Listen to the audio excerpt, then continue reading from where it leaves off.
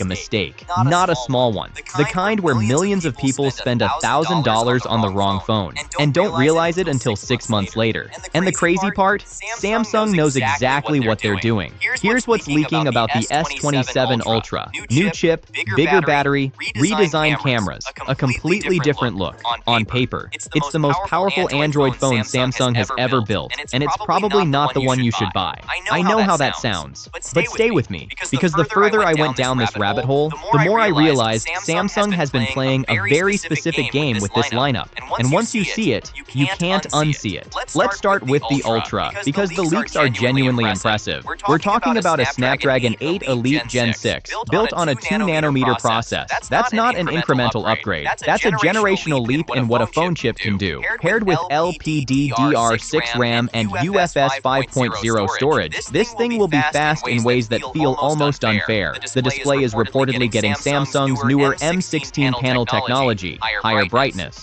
better efficiency, more premium than anything they've shipped before. And then there's the battery. Samsung has been stuck at 5,000 mAh on the Ultra for years. While Chinese brands lap them, while even Apple crossed the 5,000 mAh mark on its latest iPhones. At some point, Samsung's battery strategy stopped looking like a choice and started looking like embarrassment.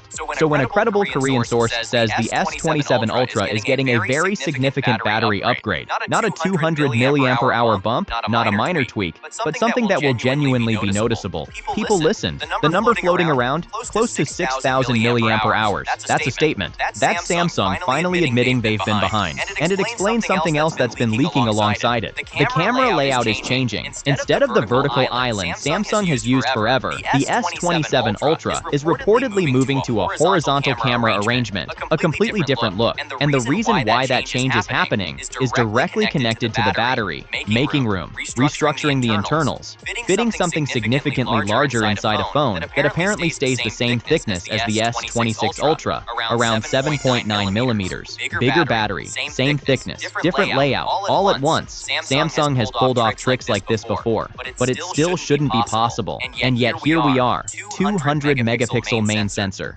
50 megapixel ultra wide, 50 megapixel 5x periscope telephoto, USB 3.2, G2 wireless charging, IP68. The S27 Ultra looks like the obvious choice, until you find out what they're building next to it. The Galaxy S27 Pro. This phone barely gets mentioned. The Ultra dominates the leaks, the headlines, the excitement. The Pro is treated like an afterthought, the middle option, the compromise, the phone for people who almost bought the real thing. But something about the Pro specs kept nagging at me. It has a 6.47-inch display, smaller than the Ultra's 6.9 inches. No S Pen, lighter, more compact. On paper, clearly the lesser phone. And then this leak. The S27 Pro is reportedly getting a 5,000 mAh battery, the same capacity as the current S27 Ultra, in a significantly smaller body, with a smaller screen drawing less power, potentially running longer on a single charge than Samsung's own flagship, even as the Ultra upgrades towards 6,000 mAh.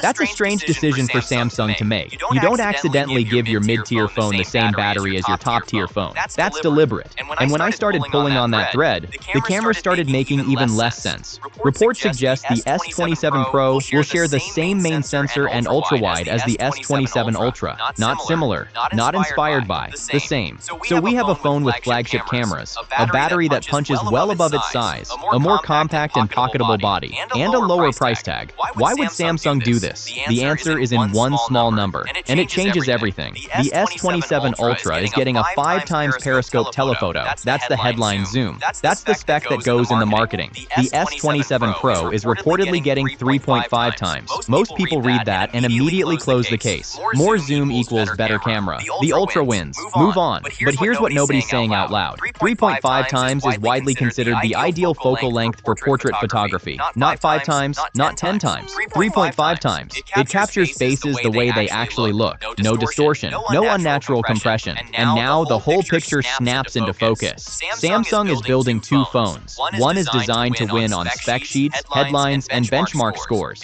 because that's what justifies the Ultra's price. That phone needs to look unstoppable on paper. It needs big numbers. The other phone is being designed for something quieter, more useful, more human.